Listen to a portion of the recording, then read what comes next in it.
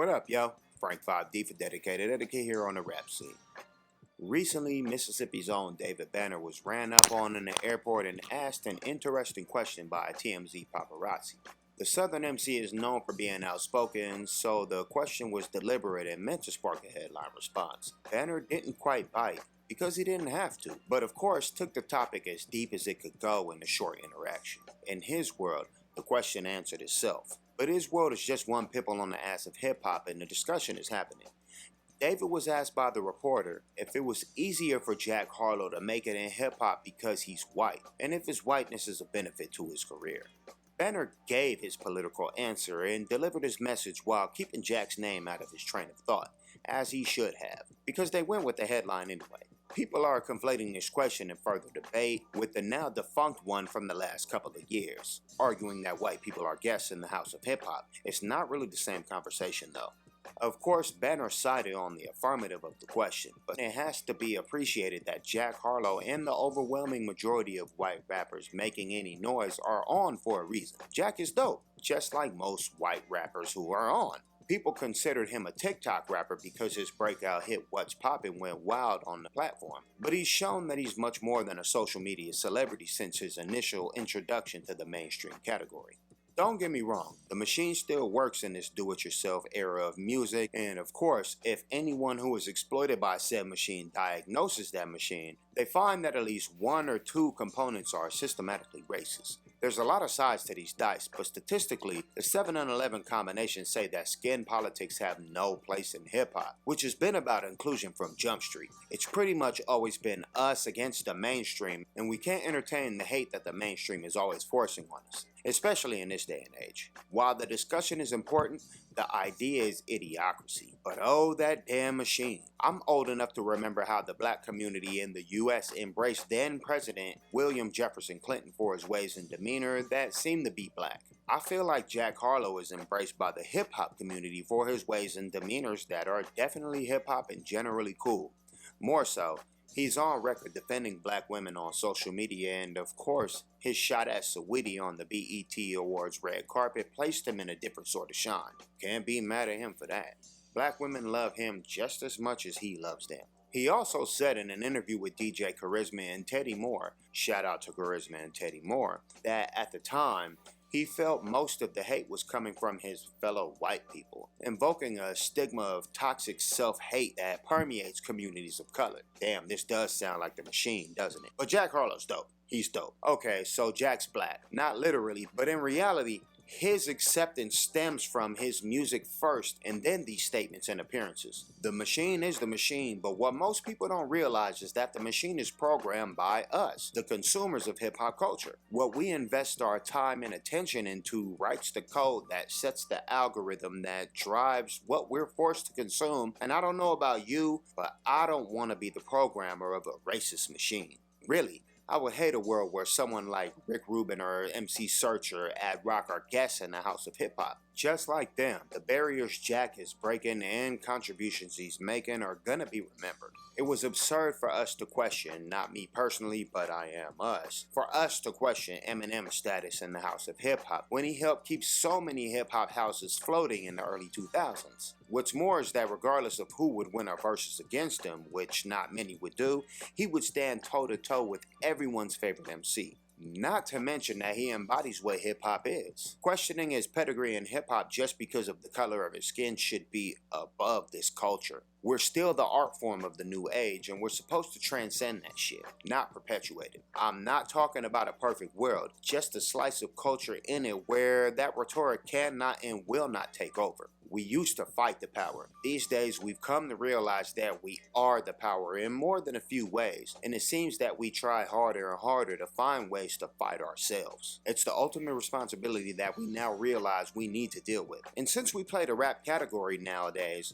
why don't we just make white rap a subgenre and give the award for who has the most white privilege? You see where I'm going with this, no? It should not be a thing. Do not buy into it. If you're gonna discount Jack Harlow because he's right, then just cancel yourself. If you feel Eminem is a guest in hip-hop, then keep the same energy with the likes of Rick Rubin, and remember that in hip-hop, skin politics do not matter. It's never about the color of your skin.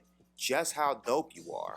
That's not to ignore the privilege of white people's skin color. I do understand that the discussion surrounds not if white people are guests in hip-hop, but how white privilege looks in hip-hop, and I find myself on the fence with David Banner's summation. On the fence, not in support or disagreement. Respectfully, while the culture would not be anything it is today without every single racial sector's contributions, it ended up being a black thing through and through. That's not without reason, but it is an enigma why the creators of and arguably one of the most marginalized people are protesting to marginalize another group of people. Make it make sense to me. That's where the conversation should steer, honestly. There's white privilege in the entertainment industry, not hip-hop. Throughout its history, the culture has only allowed a handful of white rappers to be up at any given time. That doesn't sound like privilege to me. But think about the ones that broke through before the internet era and why. And to be honest, the contributions of non-rapping whites behind the scenes in the game is boiled down to money, not skin color. The idea does trickle down for good reason, but that's where it usually meets its ultimate doom. Why is it so hard to celebrate white people in hip-hop? I really don't understand. Of course, we don't speak about Puerto Rican or Asian privilege in hip-hop, so is it just a racial thing? Are we all just gonna be boiled down to white and brown? No, we're not. The paler patrons should not be admonished for their art, just like the executive culture vultures shouldn't be for being in and profiting off being in their positions. Conversely, our white counterparts need our buy-in in order to jump off like they do. There's more to the argument, but you should get what I'm saying. Hip-hop needs white people just as much as it needs black people in order to be what it is today. We would be ignorant to ignore the point that David Banner was making, but we all know the way of the world. The guy talking to him was obviously not prepared for a real conversation, but it just lets you know that he knows this is a topic that would get a headline from an outspoken artist like Banner. There's no end in sight, but there are definitely steps to be taken. Nobody has the answers, so we need to come up with a consensus. These motives that seek to divide society would do the same to hip-hop if we allow it to, and it's up to us to filter out the destructiveness. Our political climate makes that hard, but things don't have to be hard in hip-hop, no matter what the people say. Remember, things can be dope just because they are. The world, hip-hop especially, needs an escape from knowing everything. It's not a stretch to say that some things need to be known by some people at certain times, and not everything should be known by everyone at all times. Maybe nobody will ever have all the answers for these issues surrounding race and hip-hop, but one thing we can be sure is that artists, black or white, get the short end of the stick in the music industry. Many call Jack Harlow mid. I like to think of him as more well-rounded and a little more down to earth, at least at this moment, and he's definitely riding his wave appropriately. That doesn't mean that he's relatable, just maybe more familiar than other white rappers. He's not killing and drilling, he's not trapping, he's not pimping, he's being himself.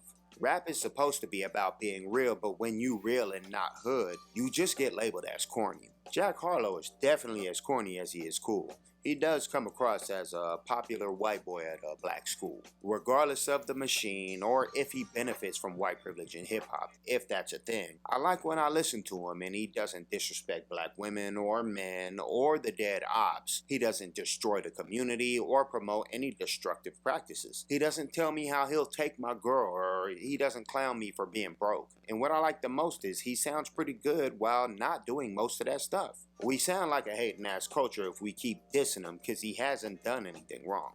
I mean y'all, because I ain't dissing. And maybe y'all don't feel like you dissing him by saying he wouldn't be him if he were black, but you definitely are.